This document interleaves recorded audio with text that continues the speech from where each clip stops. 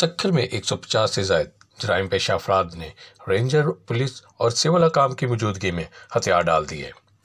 तकरीब शहबाज रेंजर सक्खर के दफ्तर में हुई।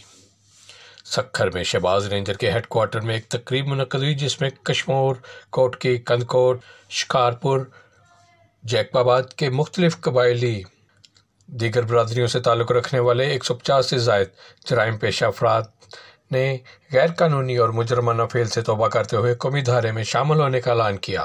तकरीब में जराइम पेशा अफराद ने अपना असला sector commander Shahbaz ranger colonel Mohammad Sajid के हवाले किया, जबकि इस मौका पर DIG Sukkur Iqbal Tara, deputy commissioner Sukkur Ghulam Murtaza Sheikh, SSP Sukkur Irfan Samo, assistant commissioner Sukkur व दीगर अफसरान मौजूद थे।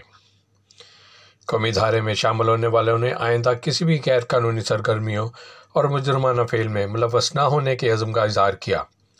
उन्हें कौमी धारे में लाने के लिए पाकिस्तान रेंजर सिंध की काविशों को भी सराहा गया। सक्खर से रिपोर्ट कर रहे हैं CTN न्यूज़ के ब्यूरो चीफ सैयद नसीर हुसैन जैदी।